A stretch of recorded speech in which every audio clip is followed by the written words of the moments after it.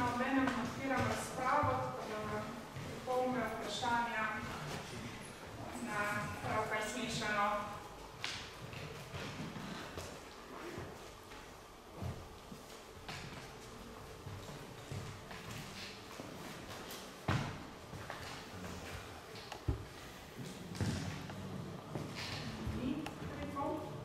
Ni vprašanj? Eno vseeno? Jaz bi mogoče vprašala, dr. Počevalček, kaj se zgodi s to družino Stremecki?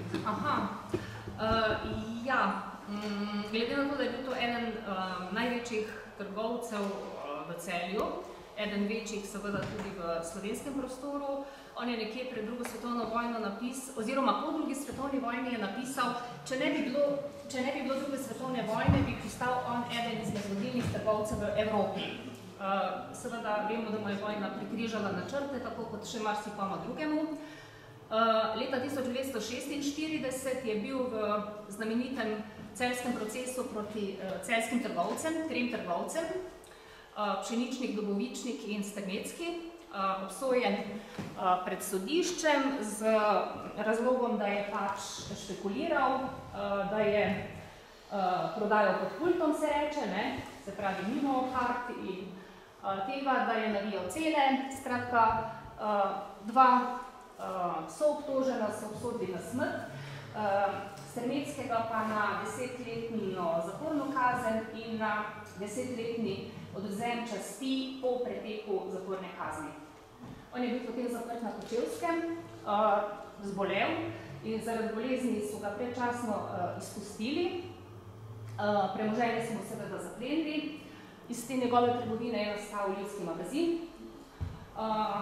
potem pa seveda državno trgovsko podjetje.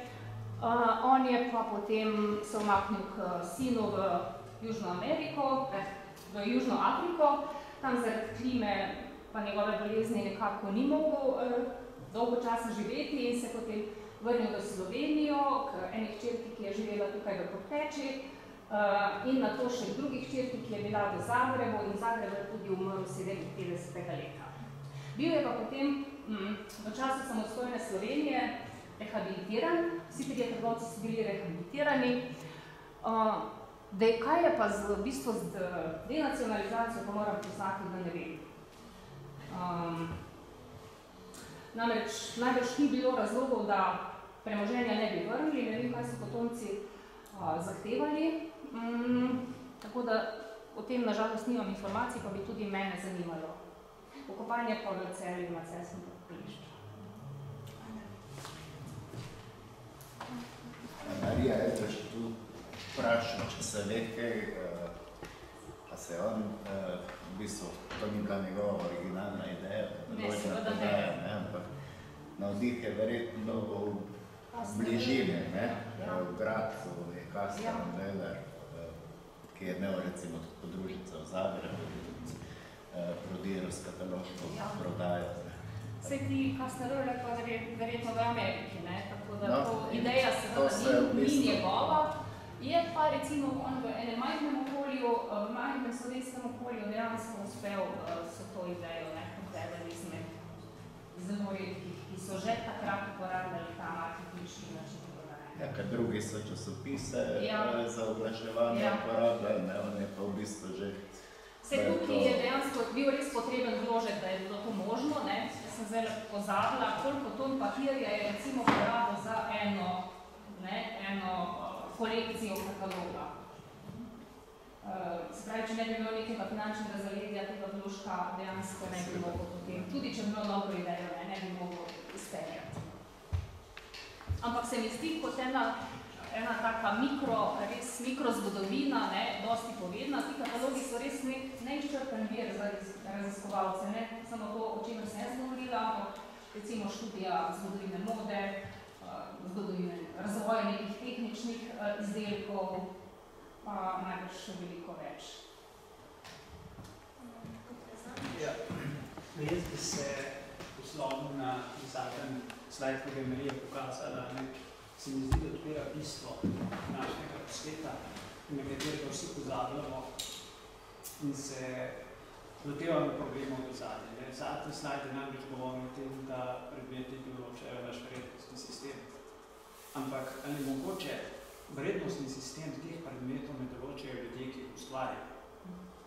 Ali ni to mogoče nekoliko preenostavna in preomejujoča trditev? Vidva z Jernejo so že prej izbildjala nekaj misli, ampak dejansko lotevanje takih tematik samo za njihove simbolne vrednosti je seveda pomanjkljivo. Tako kot je pomanjkljivo samo jemanje te problematike samo z njihove produkcijske funkcije. Eno in drugo je pravzaprav torzo in eno brez drugega ne more. In pozornost je še kako v teh raziskavah treba obrniti na tiste, ki predmete delajo. To je, kar sem v uvodu včeraj povedal. Tehnologija ni neutralen družbeni pojav. Tehnologija preko predmetov določa naš vsakdan in ne določajo našega vsakdana predmeti sami po sebi. Za tehnologijo stojijo pa ljudje s svojim ideološkim profilom, s svojim pogledom na svet, z marsičem. Zato, da nekdo producira prašek, ki bo ljudi sadel, banalen primer sicer, ampak mora imeti idejo. Mora se mu to zdeti smešno, ali pa nadležno, kakorkoli. In preko tega izdelka pravzaprav ustvarja simbolni pomen tega predmeta. Je pa jasno, da se vsi te simbolne pomene prikrajamo in konstituiramo na sebi lasten način. Ampak vendar v okviru, ki bi ne dali. To se popolnoma strinjam. Res pa je, da ti predmeti ne bi zaživeli in bili del našega življenja, če jih mi ne bi kupili potrošniki. Svi zato pa služi mehanizem promocije, ki je sestavni del tehnologije. Nek zaključen krok. Mogoče bi še res bil, videli smo Aleksandra v Sokolske uniforme, čujete mi Jugoslavijo, ker je hitro metodologija po njegovem komentarju. Se mi zdi tudi fascinantno ravno to, kar je Žak povedal. Je tudi en moment delanje nacionalne konstrukcije preko predmetov, to sem jaz delal takrat na simpoziju o reklamah, celju metodo v družbi, ki je čista akcija in čista potencijala istočasno. Se mi zdi, da lepo gre v to, kar je bilo zdaj rečeno. Me zanima, koliko je bilo tega v teh katalogih mogoče že pred prvo svetovno vojno in kdaj pride ven, ali je konstantno teh nacionalnih, recimo slovensk. Ali se je slovenstvo pojavljalo že pred prvo svetovno vojno, kako ljudem, da je gospod imel slovensko? Res je bil seveda on Slovenec, tudi v njegove funkcije, v nekem družbenem, javnem življenju so bile, jih je bilo veliko, bil je podžupan mestne občine, predsednik gremija, slovenskega gremija trgovcev in podobno, da ne naštevam, stokolski organizacije imel svojo vlogo. V katalogih očitno ni bilo vseh artiklov, ki so bili na voljo v njegovi trgovini. Recimo spomnim se iz časopisja, pa v katalogu tega nisem opazila. Leta 1914 so bili ljudje mobilizirani v Prvo svetovno vojno, so nosili trobojnice slovenske. Tudi mi imamo na razstavi eno takšno trobojnico. On je bil takrat obsojen, policija ga je preiskovala, celjska policija, zato ker je on prodajal te trobojnice v svoji trgovini. In obtožba je pač temeljila na tem, da pač promovira slovenske nacionalne simbole. Čeprav se je potem on izgovarjal, v bistvu so to bili rekviziti, s katerimi so mahali vojaki, ki so odhajali na fronto.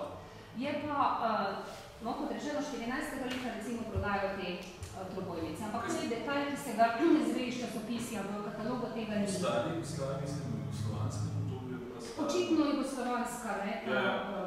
Je se stalno, ali samo časno se pojavljajo katalogi, kar je konstantno? Ne konstantno. Recimo, tukaj sem rekla, da se prvič to preprogo stenstvo ali pa ta prsten in je potem od takrat dalje na ponudbi. Se pravi, prej ta mogoče slovenski naboj, ne zdaj zelo očitni, bil pa je prisotni in potem seveda v času prve Jugoslavije pa se pravi jugoslovanski sceni.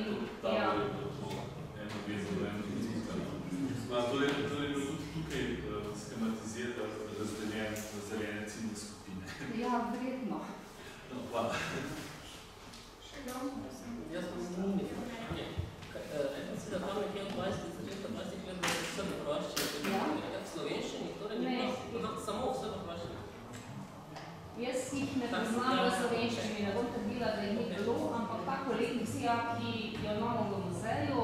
skoraj kompletna je takšna, do 21. v slovenščini, potem komplet v Tako srbohrvaščini. prej z nemščini mogoče? Ne, je bila v slovenščini, že prvi katalogi 11. leta so bili v slovenščini. Zdaj, glede na to, da sem brala, da je on ciljo tudi na druge države, mogoče, da je imel tudi variante v nemščini. Ampak, jaz jih ne poznam, ja, ali pa so ti drugi pa res.